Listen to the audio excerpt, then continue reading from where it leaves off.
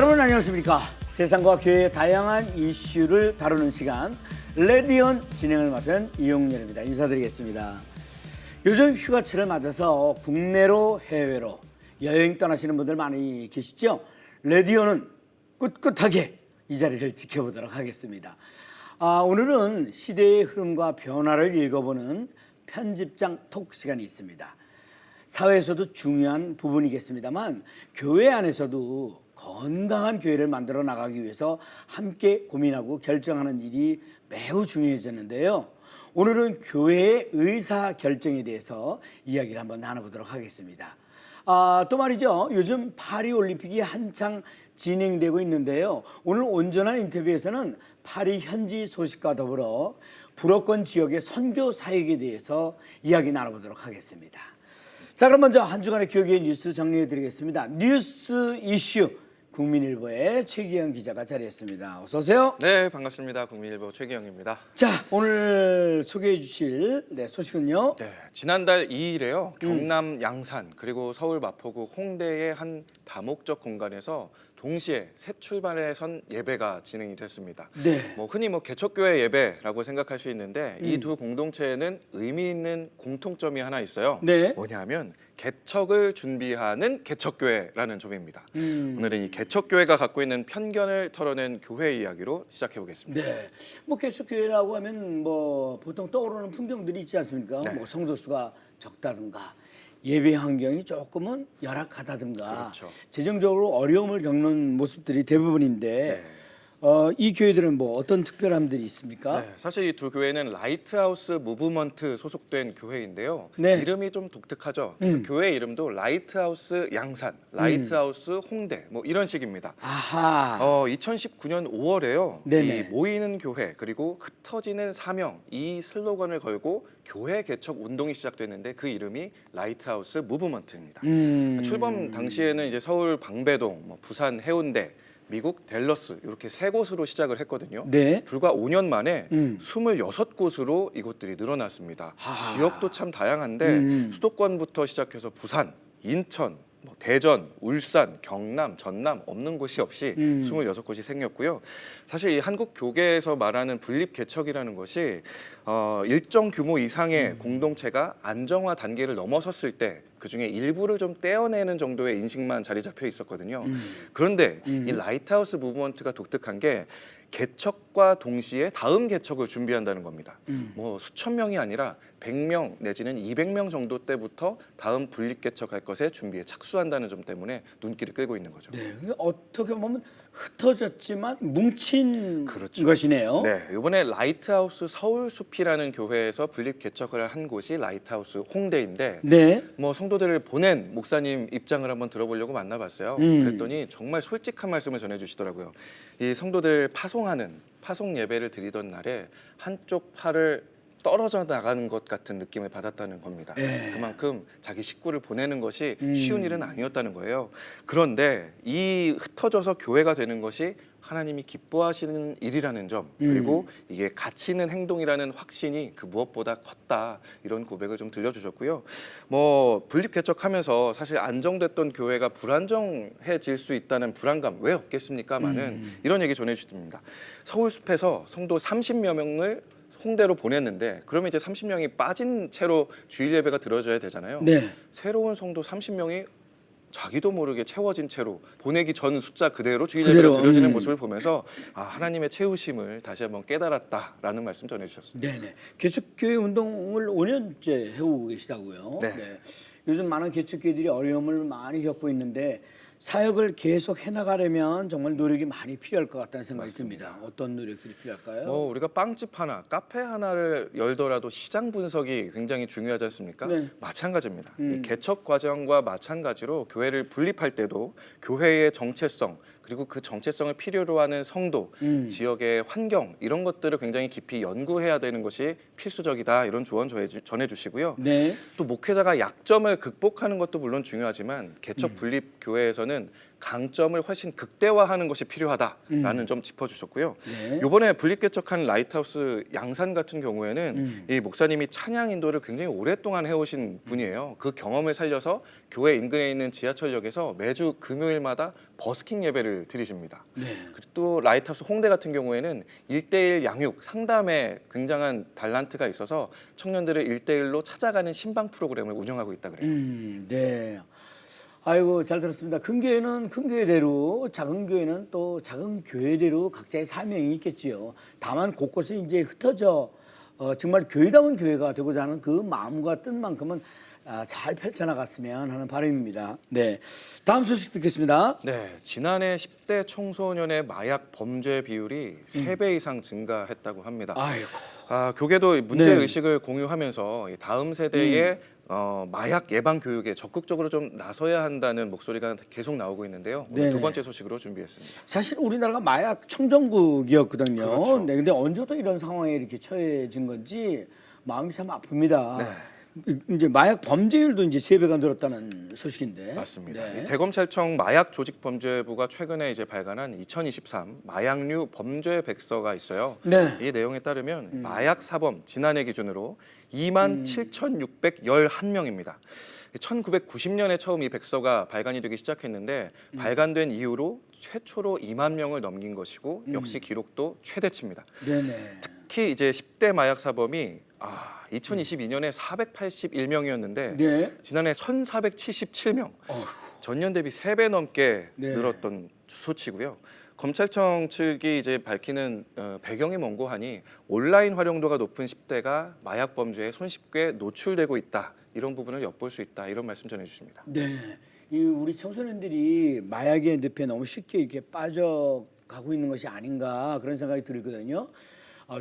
적극적으로 우리 청소년들을 이렇게 교육해 나가야 된다는 목소리가 이제 기독교 안에서도 이렇게 이제 많이 울려 퍼지고 있는 거지요. 그렇습니다. 이 전문가들은 그동안 한국 교계가 온라인 중독 또 성 중독에 집중해서 이 다음 세대들 대처를 좀 해왔었는데 이제는 마약 중독 문제에도 선제적으로 좀 대응을 해야 되지 않겠냐라고 조언을 해주고 있고요. 네. 교계에서 올해 들어서 조금씩 이 다음 세대의 마약 문제에 대해서 대처하려는 움직임 가시화가 되고 있습니다. 네. 지난 4월에 지역 전문가들과 함께 이 마약 중독자들을 위한 상담, 치료 그리고 이제 시설 지원 같은 것들을 위해서 통합 지원의 필요성이 대두가 돼서 기독교 마약 중독 연구소가 정식적으로 출범을 했고요. 네. 이 소식은 저희가 추후 보도를 통해서 또 알려드릴 예정입니다. 네. 이 연구소가 출범 당시에 이 마약 중독 치료를 위한 입소형 재활센터가 매우 필요하다. 그래서 그 센터를 설립하는 것, 이 지원할 계획이라고 또 밝힌습니다. 네, 아유 감사합니다. 잘 들었습니다. 이제는 드라마나 영화 속의 이야기가 아니라 우리 청소년들까지도 마약에 쉽게 노출되고 있는 현실이 놀랍기도 하고 또 안타깝기도 합니다. 우리 사회와 한국 교회가 적극 나서서 이 문제를 함께 고민해 줬으면 하는 바람입니다. 네, 자 최기영 기자 대단히 감사합니다. 수고하셨습니다. 네, 감사합니다. 네. 자 이어지는 단신 뉴스 보시고요. 다음 출연자 만나보시겠습니다.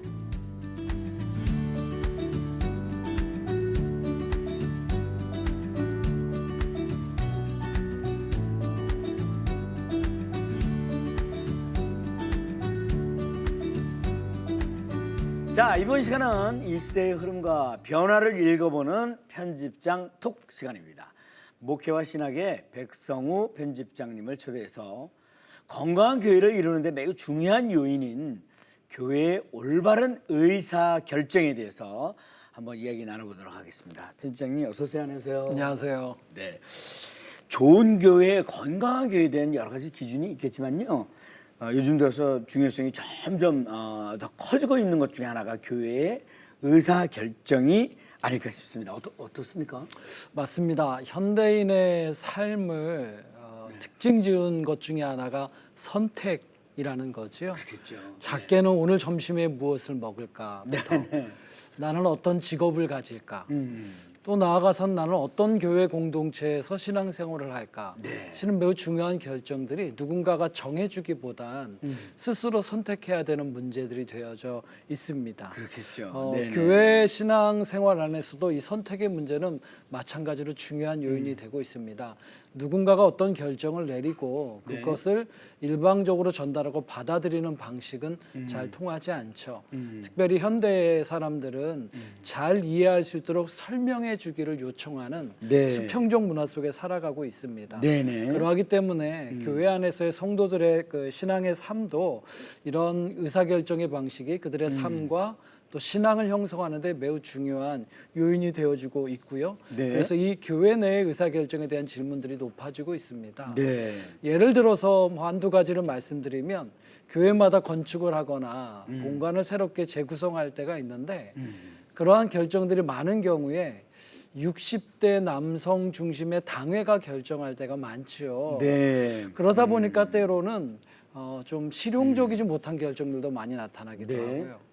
청년들의 예를 들면 예를 들어서 요즘에 사회가 저출산의 문제가 많기 때문에 교회도 저출산 문제에 대해서 대책을 만들어보고 어떤 정책을 만들어보자 그런 과정을 겪는 경우에 있어서 네. 청년들에게는 오히려 그러한 내용 과정이 청년들에게는 부담이 되고 안전하지 못하게 느껴지는 경우도 있습니다. 네.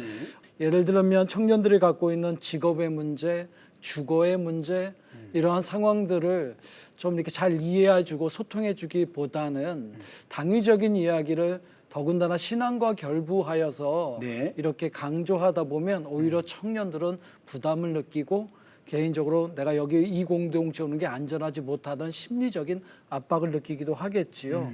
청년들의 이야기를 함께 듣고 네. 소통하고 함께 찾아가는 의사결정의 과정 자체가 없기 때문에 만들어지는 난맥상이라 말할 수 있습니다. 네, 이 쉬운 일들이 참 아닌데 그렇다면 교회가 올바른 의사결정을 하기 위해서 노력들을 해야 되는데 어떤 노력들을 해야 될까요? 예, 가장 중요한 것은 의사결정 행위가 갖고 있는 그 중요성을 리더십들이 교회 리더십들이 잘 이해하고 있을 필요가 있습니다. 네네. 단순하게 내가 잘 결정해서 전달해 주면 돼 이렇게 될 거는 아닌 것 같고요. 그 의사결정의 과정을 통해 어떤 사람들은 함께 참여하며 하나 될 수도 있고요. 어떤 사람은 소외될 수도 있고요. 심지어 교회가 나뉘거나 분열될 수도 있기 때문에 그 영향력을 항상 생각하셔야 됩니다. 그렇겠죠. 결국은 의사결정과 관련해서 교회 내에서 성실한 소통 과정이 점점 더 필요하고 중요해지고 있습니다. 네네. 에너지가 많이 드는 일이지만 굉장히 중요하고요. 또 그렇게 함께 성실하게 의사결정을 위한 답을 찾아가다 보면 여러 가지 의견을 듣다 보면 그러면 다양한 의견 속에 하나님의 뜻은 무엇일까? 기준과 원칙은 무엇일까라고 하는 성경적인 기준을 함께 찾아가는 기회를 제공받을 수도 있습니다. 이런 과정 자체가 함께 공유하고 함께 이해하고 함께 기도하는 과정을 통해서 교회 공동체가 건강함을 가져가고요. 네. 무엇보다 함께 나아가는 어떤 내적인 힘을 만들어낼 수 있는 그런 기회를 받을 수도 있겠지요. 네네. 지금도 뭐 아주 자세하게 이렇게 조목조목 이렇게 말씀을 해주셨습니다만 조금 더 구체적으로 어떻게 하면 건강하고 올바른 결정을 만들어 나갈 수 있을까? 네, 어떻게 생각하십니까? 예, 아무래도 의사결정의 다양한 채널들을 또 기능들을 이미 교회가 가지고 있는 것들이 있습니다. 네네. 그 본래적인 채널과 기능을 좀 더 건강하게 회복할 필요가 있겠고요. 그 안에서 의사결정 과정의 투명성 그리고 그것에 대한 책임성을 높이는 여러 가지 제도들을 만들어갈 필요가 있겠습니다. 특별히 성도들이 함께 참여할 수 있는 다양한 소통 채널들을 강화할 필요가 있고요. 네. 교인들이 참여를 활성화시킬 수 있는 방안들을 마련할 필요가 있습니다. 근데 이러한 모든 것들을 만들어가는 데 있어서 곳곳에는 리더십들이 교회를 다양한 사람들이 자발적으로 참여하는 흔히 말하는 거버넌스 형태가 될 수 있도록 네. 리더십들이 먼저 잘 훈련받을 필요가 있겠습니다. 뭐 이런 과정 자체가 우리 교회가 어떤 비전과 어떤 사명을 함께 갖고 나가야 되지 비전이 공유되는 기회가 될 수도 있겠고요. 좀 더 나아가서 우리 교회가 사회를 향해 갖고 있는 책임성들을 함께 공유할 수 있는 공동체성을 강화할 수 있는 기회도 될 수가 있겠습니다. 결국은 의사결정 과정이라는 것 자체는 우리 교회를 향한 공동체를 향한 하나님의 뜻과 인도하심을 찾아가는 과정이다. 이렇게 말씀드릴 수가 있겠습니다. 근데 여러분 생각해 보면 네. 교회라고 하는 것이 실은 매번 비슷한 행위들이 반복되는 곳이지요. 매주일 예배가 반복되는 것처럼 형식과 내용은 항상 비슷한 반복이 있는 것이 교회지만 그렇다고 해서 관습적으로 하던 대로 행할 것은 아니죠. 이런 면에서 성경의 마태복음 7장 7절 말씀을 생각해 볼 필요가 있습니다. 네. 구하라 너에게 주실 것이요 찾으라 찾을 것이요 두드리라 너희에게 열릴 것이다. 구하라 찾으라 두드리라 비슷한 모습인 것 같죠. 반복되는 모습인 것 같지만 네네네. 살펴보면 어떤 하나님의 뜻을 찾는 것과 그것을 위해서 어떤 행동을 하는 것 그리고 좀 더 나은 좀 더 진보된 행동으로 더 나아가는 이런 점진적 과정을 포함하는 그런 말씀이라고 할 수 있습니다. 실은 모든 의사결정의 행위가 함께 하나님의 뜻을 찾고 네. 함께 행하고 더 나은 행동으로 함께 나아가는 이런 하나님을 신실하게 추구하고 찾는 과정 속에서 만들어지지 않을까 싶습니다. 그런 건강한 모습이 교회 안에 공동체 안에 정착되기를 바랍니다. 네, 감사합니다. 이 의사 결정이 정말 중요한데 의견이 반반일 때 참 결정권자가 굉장히 많이 고뇌할 것 같습니다. 만약에 그 편집장님 같은 경우에는 반반일 경우에는 어떤 고민에 의해서 결정을 하실 것 같습니까? 두 가지 정도는 아주 기본일 것 같습니다. 하나는 끝까지 함께 듣는 민주적으로 듣는 과정이 필요하고요. 거기에 에너지가 많이 드는 것은 사실입니다. 특별히 이런 대화에 익숙하지 않은 공동체에서 그 시간이 더 길어질 수 있지만 그 과정은 반드시 필요합니다. 네. 두 번째는 이 모든 과정 속에 사람의 대화만이 아니라 함께 기도하는 과정이 필요합니다. 함께 기도하면서 경청하면서 기다려주는 과정 속에 만들어가는 답은 100%가 아니어도 됩니다. 70%여도 그거를 기반으로 그 다음 과정으로 받을 수 있는 디딤돌이 만들어지는 거기 때문에 서두르지 마시고요. 네네. 경청하며 기도하며 함께 가는 시간이 꼭 필요합니다. 네, 잘 알겠습니다. 백 편집장님 말씀처럼 하나님의 뜻을 함께 찾고 함께 행하고 함께 더 나아가는 올바른 의사결정이 한국 교회 안에서 하루빨리 자리 잡기를 기대합니다. 네. 편집장님 오늘도 대단히 감사합니다. 수고하셨습니다. 고맙습니다. 네. 자, 이어서 온전한 인터뷰로 넘어갑니다. 자, 이번 수서는요, 우리 사회의 다양한 이슈들을 성경적 시각을 통해 바라보는 온전한 인터뷰 시간입니다. 7월 26일부터 8월 11일까지 열리는 2024 파리 올림픽이 성황리에 개최 중에 있습니다.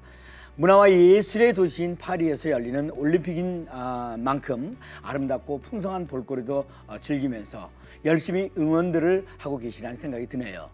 특별히 지난해에는 전 세계 불어권 선교지 사역의 허브 역할을 담당하고 있는 불어권 선교회가 30주년을 맞아서 다양한 행사가 열렸다고 합니다. 또 이번 파리 올림픽에 맞춰서 현지에서도 다양한 전도사역이 진행되고 있다고 해서요. 오늘 온전한 인터뷰에서는 파리 올림픽 현지 이야기와 함께 불어권 선교의 중요성에 대해서 불어권 선교의 대표이신 이몽식 목사님을 초대해서 자세한 얘기 한번 들어보도록 하겠습니다. 네, 목사님 어서 오세요. 안녕하세요. 예, 반갑습니다. 네, 자기소개 좀 부탁드리겠습니다. 저는 불어권 선교 대표로 섬기고 있고요. 전 세계 불어권에 복음화를 위해서 선교사를 동원하고 네. 파송하고 하는 일을 하고 있는 대표로 섬기고 있습니다. 네, 이몽식 목사입니다. 네, 불어 인사가 몽주르 맞죠? 예, 몽주, 네. 예. 우리 프랑스와 불어권 선교지에서도 많은 시청들 하고 계시거든요. 그분들을 위해서 불어로도 조금 인사를 좀 부탁드립니다. Bonjour à tous. Je suis le directeur de CCMF. Le CCMF est une organisation qui intercède et envoie des missionnaires dans les régions francophones du monde. C'est un plaisir de vous retrouver à dans le Seigneur. Nous prions pour le royaume de Dieu s'établisse dans la région francophone où vous vivez.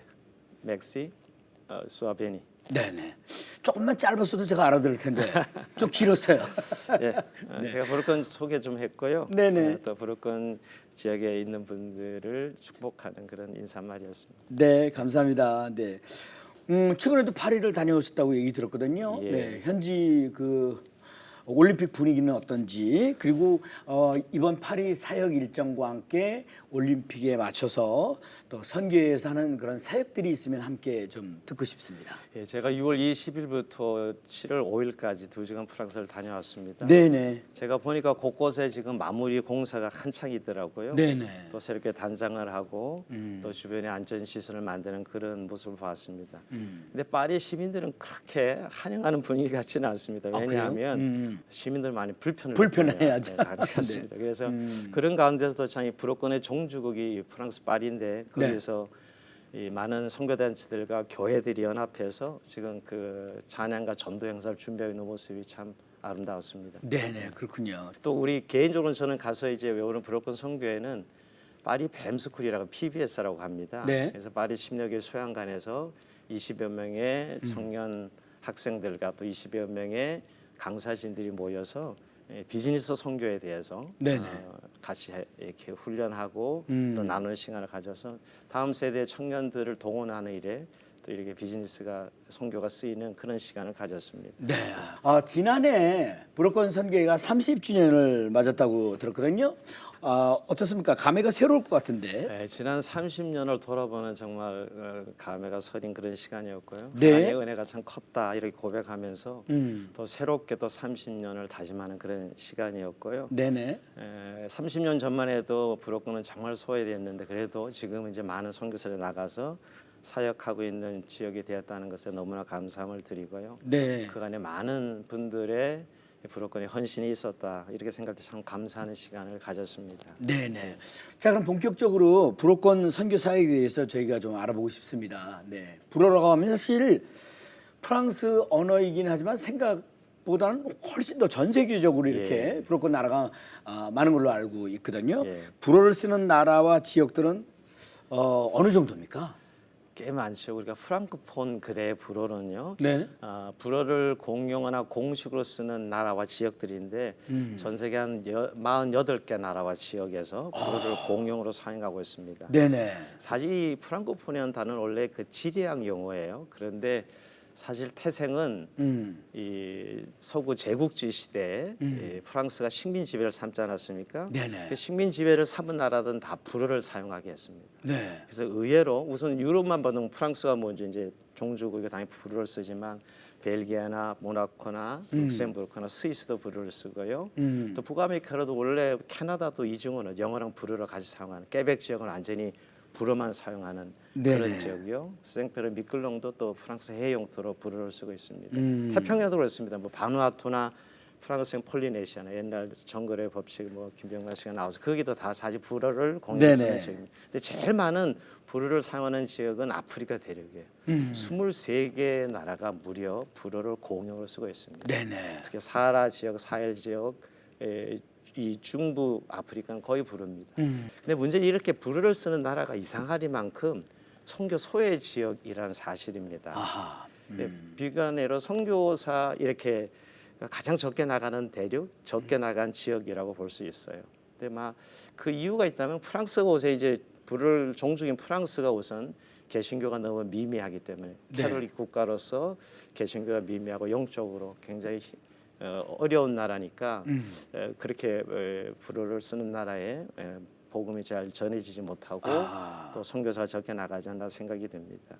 특별히 아프리카 대륙에 이제 서구 선교사들이 선교를 할 때도 아프리카 55개 대륙 중에 무려 18개가 영어권이고 23개가 불어권이에요. 그러니까 불어권이 훨씬 더 많죠. 근데 영어권에만 간 거예요. 그래서 우리가 선교사들이 영어만 배우는 것도 공용 쓰는 것도 힘든데 네네. 불어를 또 사용하게 되니까 그런 이유로 선교지를 잘 선택이 되지 않는 그런 지역이기도 하고요. 네네. 또 접근이 어렵니다. 그러니까 사실 이렇게 아프리카 대륙의 영어권에만 가다 보니까 불어권 정보도 없고 또 접근하기가 어렵고 이런 이유로 사실 선교에 많이 소외되어 있는 지역이 불어권 아프리카 이렇게 이야기해 볼 수 있습니다. 예예. 어렴풋이 알고는 있었지만 아까 전 세계 48개 나라가 불어권. 예. 굉장한 수네요, 그죠? 그 중에는 프랑스 해외 영토 그 중에 9개가 있습니다. 예. 프랑스가 이제 다 독립을 했지만 그래도 독립을 하지 못한 나라들은 주로 지역으로서 프랑스 해외 영토로 들어가죠. 다 합해서 한 18개 지역이 됩니다. 네. 목사님은 저 불어를 언제부터 배우기 시작하셨습니까? 불어는 지금도 잘하지 못하고요. 국내에서 본부 사역을 하고 있으니까요. 네. 시작할 때 불어 공부로 이 모임이 시작됐습니다. 음. 그래서 그때 불어를 배워서 조금 하고 있죠. 조금 전에도 이렇게 잠깐 언급을 해주셨습니다만 보통들 영어들을 이렇게 많이 배우잖아요. 그렇죠. 근데 불어가 어떻게 배워보시니까 영어보다 조금 더 어렵다는 생각 뭐 드십니까? 영어랑 비슷하다고 생각합니다. 근데 처음에 초기에 워낙 동사 변화가 많아서 처음에만 좀 어렵지 뭐 영어나 다르지 않다고 생각합니다. 그렇군요. 그렇다면은 이 불어권 선교 지역에 계신 한인 선교사님 그 수는 어느 정도고 또 어떤 사역을 섬기고 계신지도 듣고 싶습니다. 지금 한국 선교사 한 2만 5천여 명이 지금 파송됐다고 보면 네. 그중에 350여 명이 불어권 지역에서 나가 사역하고 있습니다. 그러니까 한국 선교사 한 2% 정도밖에는 네. 그 지역에서 나가서 사역하지 않는 것이지요. 네. 사실 뭐 우리 아시아 국가에 다 편중되어 있습니다. 뭐 예를 들면 아시아 뭐 캄보디아 한 나라만 해도 뭐 600여 명, 뭐 필리핀만 해도 1,500여 명 이렇게 나가 있는데 네. 불어권 지역 다 합해도 한 350여 명 이렇게 지금 우리가 파악하고 있습니다. 그러니까 네. 아주 소수의 선교사들이 나가서 사역하고 있는 지역이 불어권 지역이다 이렇게 생각해 볼 수 있습니다. 그러면 앞으로는 그 선교사님들 불어를 할 수 있는 선교사님들이 많이 늘어야 된다고 그럼요. 생각하시는 거군요. 그렇죠? 그렇죠. 당연히. 예, 선교지로 좀 선택되기가 좀 어려운 지역인데 좀 더 넓게 우리가 아직도 선교사가 나가지 않는 지역으로 선교라는 것이 아직도 복음이 전해지지 않는 지역으로 가는 게 선교라면 네. 불어권 지역은 아직도 많은 선교사가 필요한 그런 지역이라고 생각합니다. 네네. 불어권 선교회가 전 세계에 계신 불어권 선교지에 계신 한인 선교사님들의 뭐 허브 역할을 담당하고 있다고 알고 있거든요. 불어권 선교회에 사역하고 그 역할에 대해서 듣고 싶습니다. 우리 불어권 선교는 사실 이게 중보기도 단체로 시작되었습니다. 그래서 지금도 여전히 불어권 지역 그 중보기도 그러니까 무릎 선교사 운동을 하고 있어요. 네. 사실 불어권은 선교사가 많이 나가지 못하니까 어떻게 저 지역을 복음할 수 있을까? 그래서 우리가 하나님의 선교를 믿잖아요. 하나님이 직접 일하신다 하는 생각을 가지고 정말 중보기도로 불어권을 섬기는 것이 제일 먼저 일이고요. 네. 또 우리가 선교 제일 대상은 프랑스입니다. 네. 많은 사람이 프랑스가 선교 대상이라고 생각하지 않거든요. 그렇죠. 선진국 느낌도. 뭐잘 먹고 잘 사는 그런 나라인데 뭔 선교가 필요하냐 네. 생각할 수 있지만 영적으로는 굉장히 어둡습니다. 사실 프랑스가 한 지금 복음화율 2% 정도 되거든요. 그 정도로 기독교 개신교 퍼센테이지 적습니다. 우리가 미비하군요. 카톨릭 국가라지만 지금은 사실은 우리 무슬림 국가로 변해가고 있고요. 또 무슬림들이 지금 북아프리카 계속 올라와서 무슬림들이 계속 학대되고 있어요. 뭐 프랑스 한 10% 정도가 무슬림들입니다. 네네. 그 정도로 북아프리카 사람들이 이주한 것이죠. 그래서 프랑스가 선교 제일 대상 지역이라서 프랑스를 계속 중보기도하고 선교사를 파송하는 일들을 하고 있습니다. 좀 그리고 프랑스 파리는 사실은 그 불어권의 관문이에요. 전략적으로 보면. 그래서 그 프랑스 파리에 우리가 센터를 세워서 선교사를 동원하고 또 한인교회와 함께 연합해서 그 사실 프랑스 앞바다에 있는 게 불어권 아프리카거든요. 주로 23개 나라 몰려 있는 나라들이. 그래서 네네. 그 지역에 선교사를 어떻게 섬기고 도울 수 있는 그런 센터 사역을 하고 있습니다. 네. 북아프리카 7개 나라는 사실 이슬람 공화국들이에요. 그래서 뭐 모리타니아나 티니지나 알제리 이런 나라들은 사실은 불어를 공유로 쓰는 지역이고 여기도 많은 선교가 필요해요. 그래서 이런 지역들도 저로 비즈니스 선교를 통해서 네. 선교를 하고 있습니다. 근데 어떻습니까? 프랑스 사람들이 조금 개인주의 성향이 좀 크지 않나 싶어요. 그래서 전도하기가 조금 더 어렵지 않습니까? 부쩍 힘들죠. 워낙 그들은 사상적으로 또 철학적인 어떤 것이 강해서 네. 복음이 들어가는 것이 참 힘듭니다.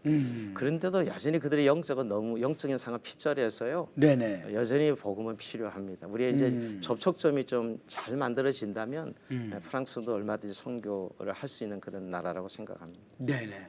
지난해 불어권 선교회가 30주년 맞으면서 정말 뜻깊은 시간들 보내시고 또 하나님께서 베풀어 주신 은혜들에 대해서 이제 감사한 그런 마음이 클 것 같습니다.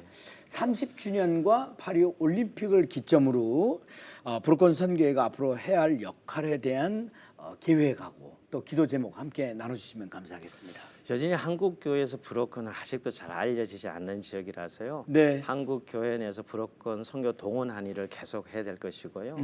그래서 많은 좀 이 지역을 놓고 기도하는 분들 또 무료 선교사님들을 세우고 네. 선교 동원을 해서 또 단기 선교사, 단기 사역자들 또 장기 선교사로 파송하는 일을 계속 할 것이고요. 그리고 우리가 이제 이 불안 성경을 제작했어요. 2013년도에 선교사들이 필드에서 효과적으로 사용하기 위해서 한쪽은 불어, 한쪽은 한국어 이래서 그 이제 불안 성교를 발간했는데 또 네. 이것도 문서 성교가 되더라고요. 네. 많은 분들이 또 이렇게 불안 성교를 통해서 또 불어권의 성교의 동원이 이루어졌으면 좋겠다 생각이 듭니다. 네네, 잘하겠습니다. 자, 이제 마무리를 좀 해야 될 텐데 끝으로 우리 저 파리 올림픽에 출전하는 대한민국 선수들에게 또 응원의 메시지와 함께 파리 현지에서 전도에 힘쓰는 모든 사역자와 봉사자들과 또 불어권 선교 지역에 계신 한인 선교사님들 모두에게 응원의 메시지를 좀 부탁드려 봅니다. 예. 우선 이번에 그 파리 올림픽의 그 찬양 전도 행사를 잠깐 소개하고 싶어요. 아, 예. 우선 그 파리 프레이즈 페스티벌이라 그러는데요. 네. 문화 예술을 통해서 사랑과 평화의 메시지를 전하고 또 전도하기 위한 기독교 문화 예술 축제지요. 7월 28일부터 8월 4일까지 진행하는데요. 네. 우선 참 뜻깊은 것은 그 프랑스 개신교가 약하지만 그 CMA 교단 중심으로 이 사역에 참여하고 있고요. 또 한인교회도 네. 여러 가지 뭐 성김으로 참여하고 있고 또 CGM 프랑코폰 지사도 지금 파리에 있는데 오성환 지부장님이 함께 이 사역에 네. 굉장히 열심히 적극적으로 참여하고 있습니다. 그래서 또 뭐 우리 한국에서는 세계 댄스 그룹이나 뭐 마임이나 부채춤이나 사물놀이나 여러 CCM 그룹들 개인 사역자들이 한 70여 명이 이번에 네. 파리에 모여서 그 축제를 진행합니다. 그래서 우리 이 프랑스가 사실은 브로큰의 종주국인데 이곳에서 정말 예수 그리스도의 사랑이 증거되어서 복음화가 이루어지는 그런 귀한 계기가 되었으면 좋겠습니다. 네. 참 모든 분들 응원하고 축복합니다. 네. 예. 네네. 저희도 함께 응원합니다. 전 세계 불어권 선교 지역의 복음화를 위해 지난 30년 동안 정말 애를 많이 써온 불어권 선교의 사역이 너무나 귀하고 특별하게 다가오는 그런 시간이었습니다. 불어권 선교를 위해 여러분들의 더 많은 기도와 관심 부탁드리겠습니다. 네. 목사님 축복합니다를 저 불어는 뭐라 그러죠? 주부베니, 주드베니 이렇게 얘기합니다. 주드베니. 오늘 귀한 말씀 전해주신 이몽식 목사님 대단히 감사합니다. 고맙습니다. 감사합니다. 네네. 라디오는 오늘 준비한 소식은 여기까지입니다. 저는 다음 시간에 다시 인사드리겠습니다. 대단히 감사합니다.